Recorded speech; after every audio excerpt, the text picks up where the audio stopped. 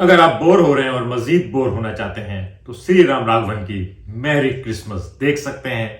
वो merry Christmas जो 25 दिसंबर के बजाय 12 जनवरी को रिलीज हो, वो कैसी क्रिसमस होगी आप खुद अंदाजा लगा सकते हैं। श्री राम राघवन का बड़ा नाम है। बदलापुर और अंधाधुन की वजह से लोगों को बहुत दिलचस्पी थी कि एक और जबरदस्त किस्म का क्राइम थ्रिलर देखने को मिलेगा, लेकिन इस फिल्म में आपको थ्रिलर बिल्कुल भी नहीं मिलेगा। कतरीना कैफ और विजय सेतुपति की इस फिल्म पे बात करते हैं। अगर आपने अब तक मेरा चैनल सब्सक्राइब नहीं किया है तो प्लीज मेरा चैनल सब्सक्राइब करें और बेल आइकन प्रेस करें। दोस्तों, कोविड में जो सबसे बड़ी बात आई थी, वर्क फ्रॉम होम की तरह लोगों को डायरेक्ट ओटीटी पे रिलीज फिल्में मिलने लगी और बड़ी फिल्में लोगों ने सिनेमा पे रिलीज के लिए रोक ली थी और छोटे बजट की फिल्में ओटीटी पे रिलीज हुई। और कोविड के बाद जब सिनेमा स्टार्ट हुए तो उसके बाद बहुत सी फिल्में डायरेक्ट ओटीटी पे रिलीज हुई। पिछले साल जाने जा रिलीज हुई जो दृश्यम 1 और दृश्यम 2 दोनों का मिक्सचर थी, लेकिन उसके बावजूद बहुत इंटरेस्टिंग थी और करीना कपूर ने उस फिल्म में अपनी अदाकारी से जान डाल दी थी। जबकि पिछले साल चोर निकल के भागा ने नेटफ्लिक्स पे सबसे ज्यादा देखे जाने वाली फिल्म का एजाज भी हासिल किया। और मैरी क्रिसमस ये फिल्म सिनेमा पे के लिए बिल्कुल भी नहीं है। ये फिल्म ओटीटी पे रिलीज कर देनी चाहिए थी। अगर ये फिल्म डायरेक्ट ओटीटी पे रिलीज होती तो शायद आधे घंटे के बाद आप फिल्म बंद कर देते, क्योंकि 1 घंटे तक आपको इस फिल्म में कुछ नहीं मिलेगा। आमतौर पर सस्पेंस थ्रिलर का क्राइम फिल्म में बहुत शुरू में सब कुछ हो चुका होता है, उसके बाद तो फिर कैट एंड माउस स्टार्ट होता है। लेकिन इस बार इसकी स्टोरी इतनी स्ट्रेची है कि पहला 1 घंटा तो सिर्फ इस चीज में गुजर जाएगा। आप इंतजार करते रहेंगे कि भाई क्राइम कब होगा, मर्डर कब होगा। जब मर्डर होगा तो कोई मिस्ट्री सामने आएगी। विजय सेतुपति जो अल्बर्ट का किरदार अदा कर रहे हैं, वो कई सालों बाद शहर वापस आया है। क्रिसमस ईव है और वो बाहर निकले हैं और इत्तेफाक से उनकी मुलाकात मारिया यानी कतरीना कैफ से हो जाती है, जो अपनी बेटी और एक टेडी बियर के साथ बाहर निकली हुई है। और इन दोनों में जो इत्तेफाक से मुलाकात होती है और उसके बाद ये एक हैंगआउट शुरू हो जाता है।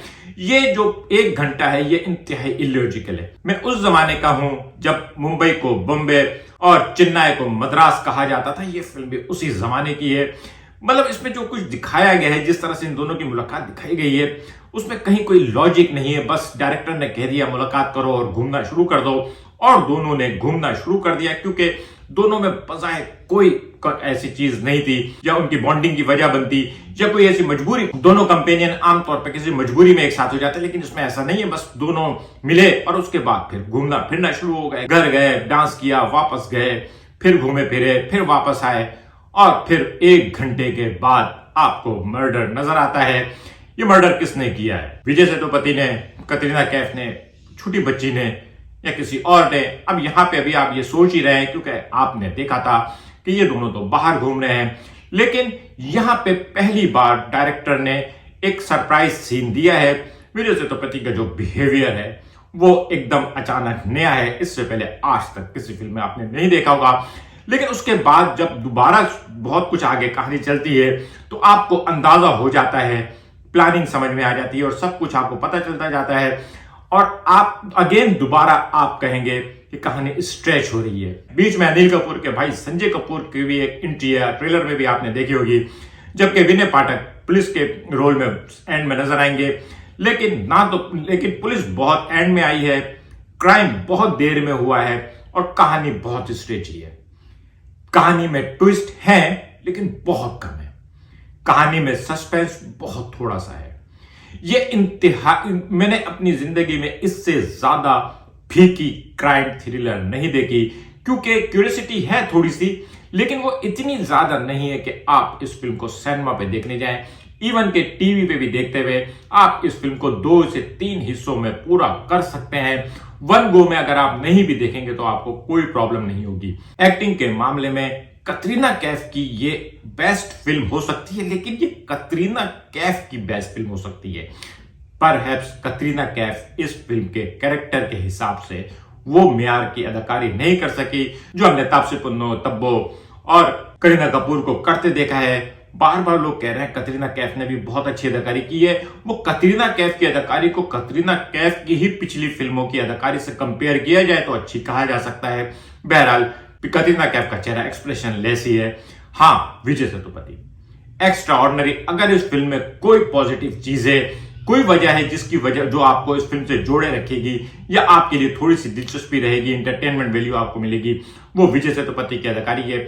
सिंपल आदमी की अदाकारी दुनिया में सबसे मुश्किल होती है क्योंकि उसके साथ कोई चीज एसोसिएट नहीं होती। एक आम सा आदमी, आम सी ड्रेसिंग, आम से आओ भाव, आम सी बात करने वाला, कोई स्पेशल चीज उसके साथ अटैच नहीं है, उसको कोई प्रॉप नहीं दिया हुआ है, कोई डिसेबिलिटी या स्पेशल एबिलिटी नहीं दी हुई है, और उसके बावजूद विजय सेतुपति ने इस रोल को इतने कन्वीनियंटली किया है कि कहीं भी नहीं लगेगा कि ये बंदा एक्टिंग कर रहा है। संजय कपूर की क्या बात करें, अगर उसको एक्टिंग आती होती तो लोगों को याद रहता। ये जब किसी फिल्म में आता है या फिर जब शादी करता है तो लोगों को याद आता है कि ये भी एक अदाकार है। बाकी अदाकार विनय पाठक वगैरह जो है वो ठीक हैं। ओवरऑल एक्टिंग सबकी अच्छी है। फिल्म के अंदर कैमरामैनी के बारे में मैं एक बात कहूं कि कोई इतनी खास चीजें ही नहीं है, ना कोई आउटलुक है, ना थ्रिल है, ना कैट एंड माउस है। आमतौर पे क्राइम थ्रिलर जो फिल्में होती हैं, पत्ता खड़के दिल धड़के, तो ऐसा लगता है कि बस अभी पुलिस का हाथ मुझे तक पहुंचेगा और फिर वो बच जाता है। लेकिन इसमें तो पुलिस आई ही इतनी देर में है कि उससे पहले तो सिर्फ बातें ही चल रही हैं, और बातें बहुत लंबी हैं। थ्रिलर में इतनी बातें तफसील से, सुकून से खड़े होकर, ऐसा लग रहा है स्टेज ड्रामे में, ओपेरा ड्रामे में दो कैरेक्टर जो हैं खड़े होकर लंबे लंबे कहानियां सुना रहे हैं एक दूसरे को। बहुत सुकून है। श्री राम राघवन की इस फिल्म में बहुत सुकून है।